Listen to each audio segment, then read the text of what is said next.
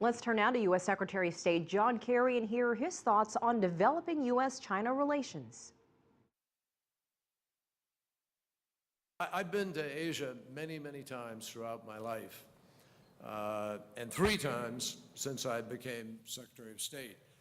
And every time that I visit the region, I really come home with a much deeper understanding of the people, the challenges that they face, and especially the issues that matter to people individually. And as you saw in the video there, they really are the same. They're not that different. People aspiring to jobs, to education, to opportunity, to family, to absence of conflict and presence of security, stability, all of these things.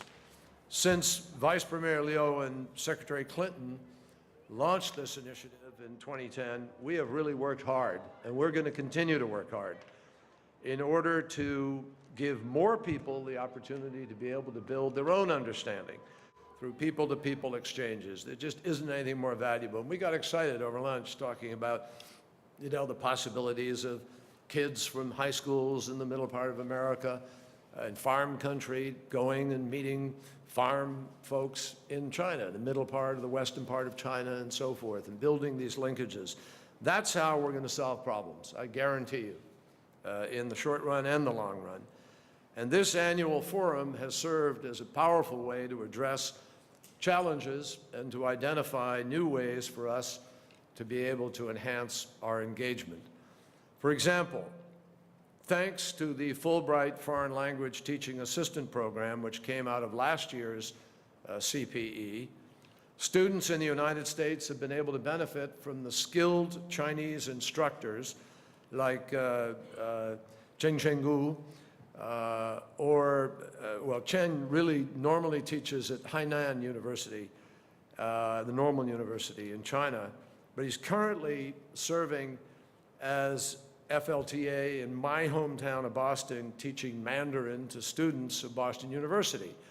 And Chen's here today, and if you ask him, he'll tell you how gratifying it is to teach American students not only his language, but just about life in China and about what they're thinking, and he and his contemporaries and what they want out of life.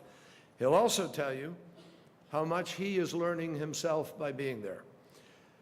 They say it takes an outsider to fully understand and comprehend the culture of a nation.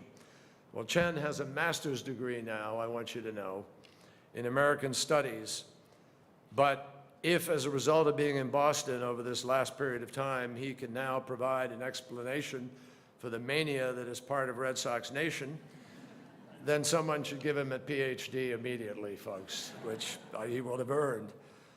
The fact is that thanks to the CPE, American and Chinese citizens are learning from one another every single day. And astronomy students are coming together to discover new challenges and developments in both Western and Chinese space exploration. Playwrights are connecting virtually in order to stage theater performances and live stream them to cities in China and the United States simultaneously. American organizations like the Thomas Jefferson Foundation are planning exhibits in China, and world-class athletes are acting as sports envoys to promote athletic inclusion and adaptation for young people with disabilities. Just this morning, I was on the Hill testifying before the Senate Foreign Relations Committee on the Disabilities Treaty, which can help raise global standards of dealing with disabilities to the ADA standards that we have here in America. And it's a wonderful way to include people who might otherwise be discriminated against or left on the sidelines of life. Our educational exchanges are truly more widespread than ever before. And if I'm able to encourage that, as I hope to, they will be even more widespread over the course of these next years. Thousands, hundreds of thousands of Chinese students and teachers like Chen are coming to American colleges and universities. And later today, Vice Premier Liu and I will speak about President Obama's 100,000 strong initiative and the foundation of the same name, which is aimed at sending 100,000 American students to study in China by the end of next year. President Obama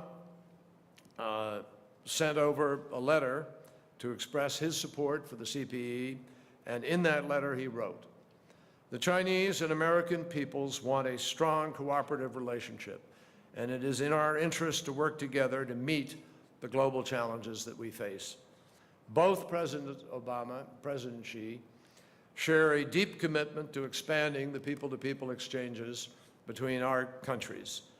And that is because these exchanges give folks a chance to be able to have a deeper understanding of each other's way of life, and eventually that understanding can grow into trust. And trust, as we all know, grows into partnership and into a whole lot of benefits in the long run. 42 years ago, 9 ping pong players, 4 officials, and 2 family members became the first Americans to set foot in China since the Cultural Revolution of 1949. Time magazine called the visit the ping heard around the world. But the truth is that Americans did a lot more than play ping pong when they were there. They spent time with Chinese students, with factory workers. They visited treasured Chinese sites like the Great Wall and the Summer Palace, and they went to see the Canton Ballet. Their visit literally opened a new chapter in the history of United States and China relations. And it wasn't only because they played ping pong, it was through their visit to China that it became clear that despite the many differences between our peoples, differences that often politics and ideologues and sometimes even demagogues get in the way of, that there are also always a huge number of similarities and ways that we can bind people together. Ultimately, these exchanges can do a lot more than just bridge gaps between 2 different people. They can bring together the 2 largest polluters on Earth to help combat the serious challenge of climate change. They can bring together the 2 largest economies on Earth to help drive the shared prosperity that we want for all people. They can bring together 2 of the most powerful nations on Earth to promote peace, security, and stability in every corner of the globe. As President Obama put it in his letter, the world is looking to the United States and China to work together to solve pressing challenges. And there is great potential for athlete, cultural, and scientific exchanges to help solve problems for the benefit of all. By improving and expanding the ties between the people of our 2 countries, the CPE is providing critical gateways to important solutions. Well, the President and I and our counterparts in China know that enabling people and countries to come together in pursuit of those goals will lead not only to greater understanding, but eventually to an even stronger partnership between our 2 countries. The many collaborative people-to-people initiatives that come out of the CPE are a critical part of that process. They're as good as anything else that we do in form of diplomacy. And I look forward to building on that progress, on all of the progress that we've made, on using your ideas, your energy, your enthusiasm, your creativity, and together, if we continue to do this, this relationship will become one of the great relationships of all time and a game changer for the planet. That's our hope.